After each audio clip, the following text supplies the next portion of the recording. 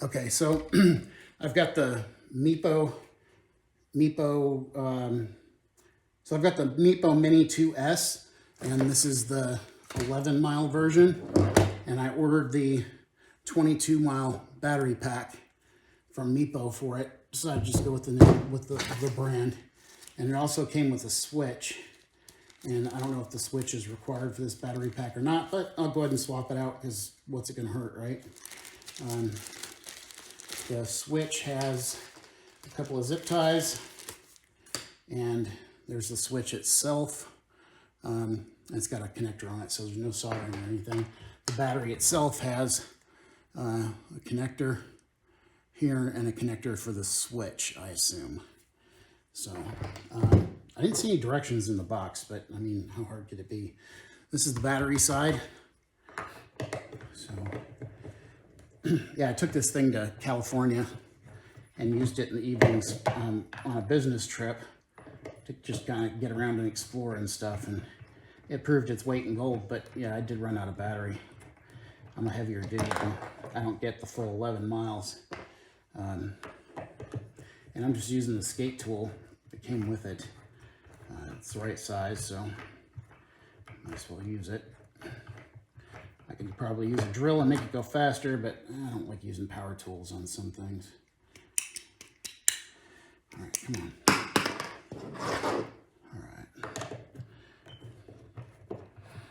I read some Reddits that said that it's just a swap. There's nothing more complicated. You don't have to mess with the ESC or any of that. You're really just talking about the same voltage, but more juice in the battery.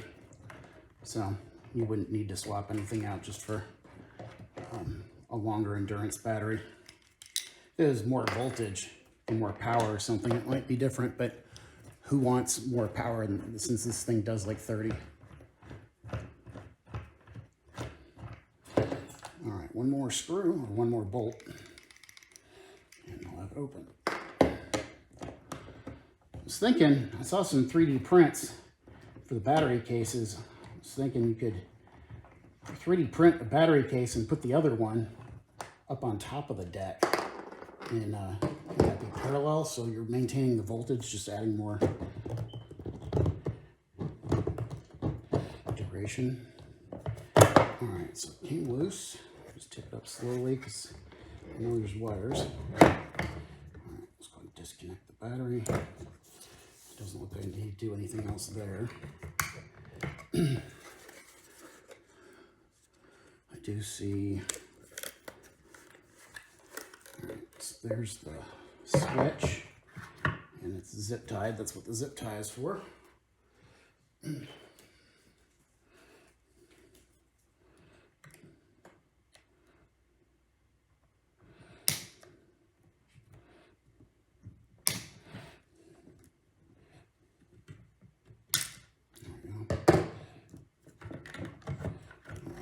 Disconnect that. All right, so there's the old battery. Here's the new one. You see a difference in the thickness. The size of the other dimensions aren't too much different, but the thickness is definitely different. All right.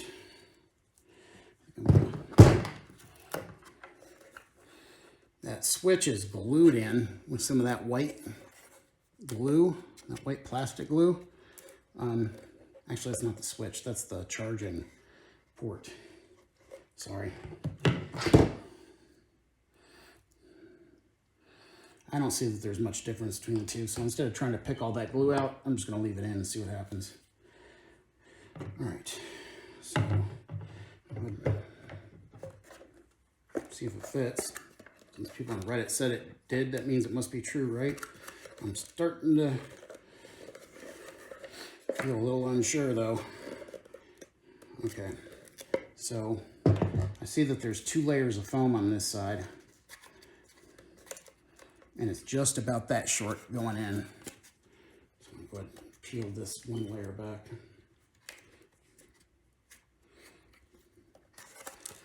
Come on.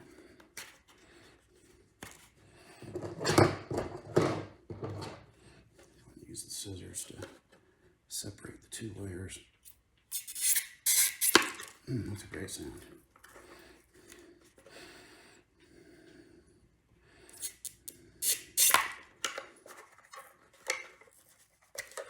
Trying to keep everything in frame. I didn't see any videos online for this. Maybe nobody else wanted to spend the extra money to get the bigger battery and just did it in the first place. And I'm an oddball.